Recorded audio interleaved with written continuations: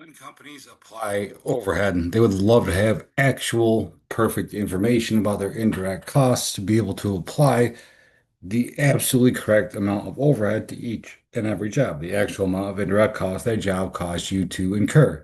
Unfortunately, that's just not feasible. And that's because a lot of the components of indirect costs are incredibly hard to trace to individual jobs.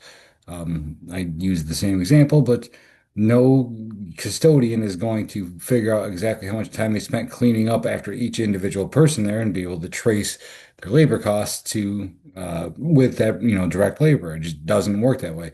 And for other things, like your utility costs, you may not even know what your exact number is until well after that accounting period has ended. So it's not feasible to actually cost overhead. What you're going to do is you're going to use normal costing. What is normally the amount of overhead that we incur? What's the normal amount of materials that we use per job, labor per job, etc. And you come up with some kind of methodology to assign overhead costs out of your pool to jobs during the period as you're accounting for jobs that are a work in process and ultimately get transferred to finished goods. And that methodology that you use is called your predetermined overhead allocation rate. It is how much cost you choose to take out of the pool and put into the job for each unit of the cost driver that gets consumed.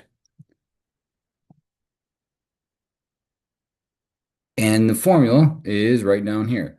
You just take at the beginning of the period your estimated total overhead cost. You go through looking at what normally happens to your company from period to period to period and figure out, okay, based upon what our normal occurrences, what do we expect our utility cost to be? What expected depreciation do we expect to record?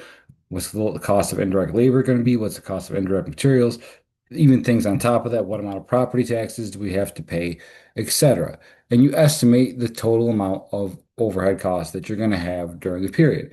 And then you figure out what is the element of production that most closely causes us to incur these overhead costs that can vary.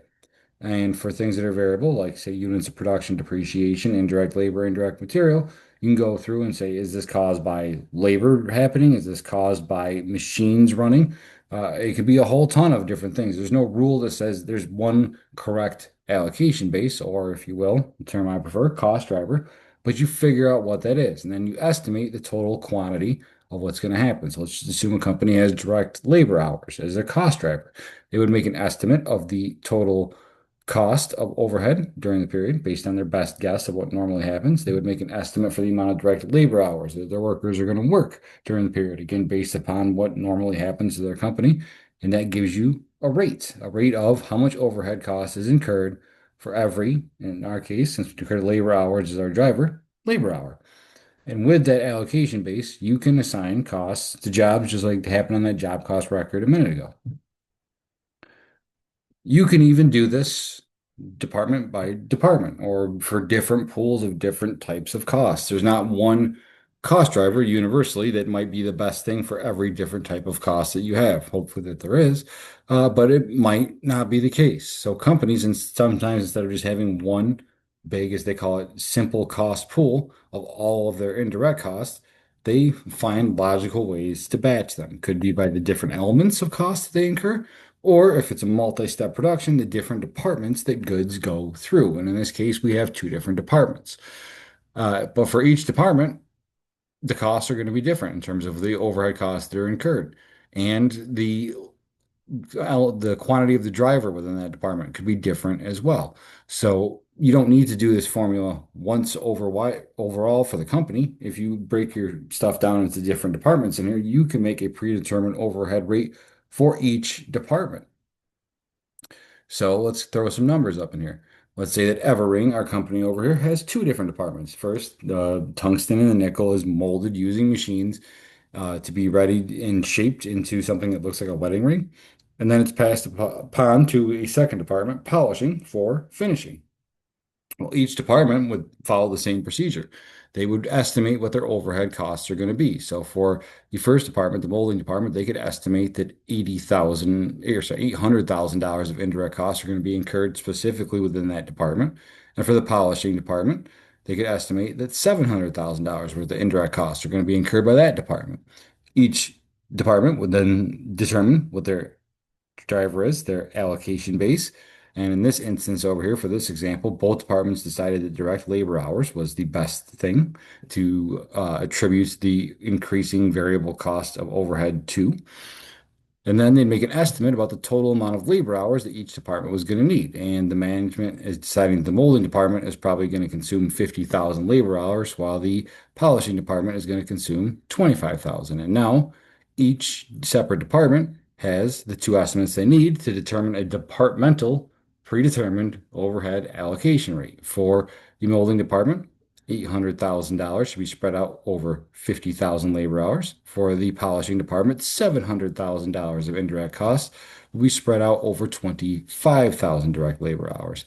And that makes the rates for the first department $16 per labor hour for the molding department. And for the polishing department, the rate would be $28 per direct labor hour. And with that, whenever a job is in production within that department, we figure out how many labor hours it took unique to that department and allocate to that job an amount of overhead equal to the predetermined overhead allocation rate per unit of the driver times the actual quantity of the driver that was used within that department. So for here, for every direct labor hour that a job goes through molding, we're going to assign $16. And for every direct labor hour needed to polish and finish every batch, we're going to assign $28 of indirect costs. And then, assuming that this first worker was working in the molding department and put in 8 hours, well, 8 times 16 is going to give you a little mental math here, $128 worth of overhead that gets assigned specific to that department. The second worker having 6 hours at $28 per hour, that works out to $168 that would be assigned from the polishing department. Then you add those two together, and that's $296 worth of assumed overhead costs that were accumulated because we made this batch. We made job number 442, and we would assign that to that particular batch on its job cost record. And departmental overhead rates are probably the best way to go, or at least having a more refined system than a simple system. Like the more information you have to work with, and the more detail you make your allocation bases and your estimates, well, hopefully, the better those estimates are. And you will try to get an amount of overhead into jobs that is as close to what it actually ends up being at the end once you have all of your information. But we can't wait until we have perfect information. We have to make a guess. And without a doubt, your guess is going to be incorrect at period's end. You want to have it as good as it's going to be, but your actual overhead costs are probably not going to be exactly what you estimated and allocated during the period, no matter how skilled your management accountants are in analytics and in working the data and trying to make those allocation rates the best they can possibly be. Things change too much. There's just too much uncertainty in everything that happens in life. You're never going to have a perfect number, which means your jobs by nature are going to be miscosted at period's end once you finally have perfect information to work with. So how do you fix this issue? How do you fix when you miss? Well, it depends on how you miss. You'd have to go through, take a look at all of your books to see how stuff was applied. Namely, you'd want to look at the manufacturing overhead T account. And in this case, this is the dream right here. Real actual costs are recorded on the debit side. Costs taken out of the pool based upon your estimate to put into jobs is recorded on the credit side. And if those two match, in this case, these numbers over here add up to 29,000. This number is 29,000. We would have a balance of zero. That is the dream. That is perfect allocation during the period. You guessed to the penny exactly what your overhead was going to be, and you put exactly all $29,000 of actual costs into your jobs. Wonderful. Too bad it's not going to happen. What's most likely going to happen is you're going to either underapply or overapply overhead. If you underapply in this case, you make an estimate of the total amount of overhead costs that you are going to incur, and you allocate jobs based upon that estimate, and that estimate ends up being too low. You don't get enough indirect costs into jobs. The amount you assigned to jobs during the period based upon your estimate was less than what actually happened. Overapplied is the opposite of that. Your guess was off. It was probably too high. And during the period, as you applied overhead to jobs based upon this estimate, you ended up applying more cost to jobs than actually happened. And under application results in inventory that is valued too low. Over application, inventory that is recorded and is being carried too expensively on your books. And you need to fix this issue. So, how do you do so? Well, this is what the situation is going to look like over here. This is a spot where we made a pretty good guess, but we were off. We incurred $29,000 worth of actual costs if you sum those four numbers. Based upon our estimate, we end up applying $30,000 to jobs, which means that we applied $1,000 more overhead during the period based upon our estimate than we actually ended up incurring. And now our jobs are overcosted by $1,000 in total across all of their different jobs. We have a $1,000 credit balance to our MOH account. I got to fix this. How would I do so? Well, eventually you sell everything. Like you are going to have too much cost put into jobs while they're a work in process. And eventually that work in process is going to get finished, which means those over allocation of cost, that overstatement gets passed along to finished goods inventory. And eventually you're going to sell that finished goods inventory and you're going to record the cost of goods sold. So as you're going through the process of flowing costs through inventory, that over allocation, that the bad guess just keeps flowing through, but it always ends up in the same place. It always ends up in COGS because everything we do eventually gets sold. So one option that you have is to just make the assumption that all of your different costs, all of your misallocation ended up in jobs that went to cost of goods sold. We had a $1,000 credit balance to our manufacturing overhead account. How we want to fix this? Well, it's a temporary account. And all temporary accounts want to have a balance of zero at period's end. So if we have a T account, this guy right here with a $1,000 credit balance, and we need to have it be reduced to zero, how do I fix that? Well, I would need one more $1,000 debit. And that's where that guy stems from. You would debit manufacturing overhead for 1,000 to zero out your MOHT account. And what other account would you use in the journal entry? In this case, we would assume that all of the costs were flowed through all the way to stuff that we sold, and that would be our COGS. Because we valued everything too high when we recorded cost of goods sold on the actual sale, we record cost of goods sold at a value that was more than it actually cost us. COGS is also overstated. So in this case, we would reduce cost of goods sold, expense account goes down on the credit side by $1,000. And this would zero out your MOHT account and it would adjust your cost of goods sold to a more accurate number reflecting the actual amount of cost that went into goods that you sold during the period. And as we can see over here, that $1,000 debit over here did in fact zero out our manufacturing overhead T account. If we would have $165,000 worth of COGS on our books, well, we knew that was over applied overhead in there. It was valued $1,000 too high. Well, that entry just lowered it by $1,000. Now we'd be reporting $164,000 worth of COGS, a more accurate figure.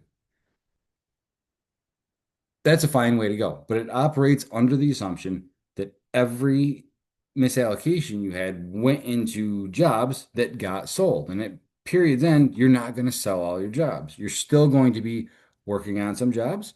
You're still going to have some jobs that you finished and you've not yet sold. So they'd be sitting in finished goods inventory. But some of those jobs you did sold and it would went into COGS. So in actuality, that overhead misallocation you had affected not just COGS, but every inventory account that allocation flowed through. And you should, instead of just expensing everything to COGS, which you're legally allowed to do, but it's not the most accurate description, you should be finding some way to spread that misallocation amongst the three different accounts that it affected. And they call this approach the proration approach. So we use this when we don't want to expense everything to COGS because that would lower our company's profitability for the period. That would also cause us to undervalue our inventory in the event of an under allocation. Like we instead would like to have more accurate stuff about what our actual expenses were. and what amount of cost is put into the inventory we are still in the process of constructing or have finished constructing but haven't sold yet. So we can go and we can use what they call the proration approach. And what you do in this case is you go through and you look at your figures. You can go through those job cost records for every job that's a work in process and figure out to this point how much overhead has been allocated to jobs. So let's say in this case, we went through, we looked at all of our job cost records, and we saw that there's been $18,000 of overhead allocated to jobs during the period, which were still a work in process when the period ended. We'd go through job cost records again, looking for jobs that we had finished but not yet sold, and we will find out that $17,000 of overhead was allocated to those jobs.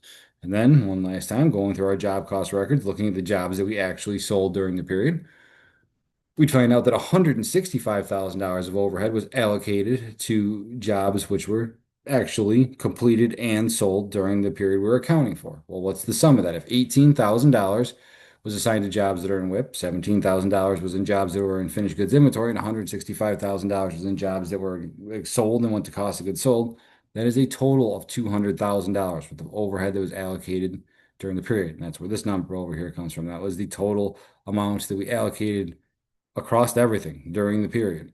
This is just where it ended up with at period's end. And then you take the amount of costs that were allocated to jobs that are still being recorded under this type of inventory or in this expense, and you divide it by the total allocation. So if our jobs in WIP have $18,000 in overhead already allocated to them when the period ended, and we allocated a total of $200,000 for the overhead, well, then 9% of all allocation of overhead during the period ended up in jobs that were in WIP. That same process for finished goods inventory, $17,000 of overhead was recorded to job cost records for jobs that were finished but not yet sold at period's end. That 17,000 out of the $200,000 total that we had during the period means that 8.5% of all overhead allocation ended up in jobs which ended the period as FG inventory. And then the same process down here tells us that 82.5% of all overhead that we allocated during the period ended up in jobs which got sold. And now we have, quick math check, this does add up to 100%. We've accounted not just for the 100% of overhead that we allocated, but how much of that overhead got allocated to jobs which are being contained in the three different accounts that a misallocation would affect. And for the proration approach, all I got to do is take the amount of misallocation and multiply it by that percentage we just determined, the percent of all overhead that was assigned to jobs that ended up in this category. So if 9% of all overhead was allocated to jobs that were ending the period in WIP, well, let's put 9% of that $1,000 misallocation also in there, and that would be 90. And we will repeat the process. 8.5% of all overhead allocated during the period ended up in jobs which finished the period as finished goods inventory. We multiply the $1,000 misallocation by that amount, we come up with 85 bucks. And if 82% of all overhead was allocated to jobs which got sold during the period, let's take 82% of that $1,000 misallocation and put it into COGS. And these three numbers right here, run them through a calculator, and you end up with 1,000. So all we're doing, instead of saying, hey, all $1,000 of misallocation we had ended up in jobs and COGS, we are prorating it out to the three different accounts that would have been affected by a misallocation. And in here, we've got all of our T accounts. As you can see, we would have a little bit of that $1,000 affecting the three different accounts we had, but we still, the important part over here, end up zeroing out our misallocation for the period. Manufacturing overhead ends up as a zero. We're happy about that. We lowered the value of our WIP and our finished goods and our COGS a little bit, but not as much as we would have lowered the value of our cost of goods sold overall. And there we go. We got all our fancy numbers going on. So in that case, I just think that the proration approach is just the superior method to allocate out the misallocation of overhead. Why doesn't anybody use it every single time if that's the case? And the reason behind it is it takes time. I mean, and we have, a job or two or three here, but in real practice, a large enough manufacturing firm might have hundreds of different jobs. And that process of going through and figuring out what percent should go to WIP and go to finished goods and go to COGS isn't a very easy process to do. It's time consuming. And if it's time consuming, it means you need to pay accountants to do so. And in the process of doing so, you increase your company's overall expense. So if the amount of misallocation isn't massive in that case, uh, what benefit do you have from spending all those extra accounting costs to have more accurate figures when you only miss by, a very small percentage of what overhead actually could be?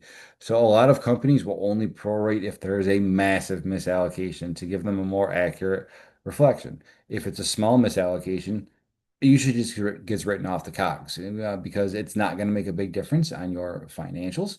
And by the time people actually start using them for information, you release them to the public, or even for internal management decisions, it's not going to material affect somebody's decision if it's such a small number being off.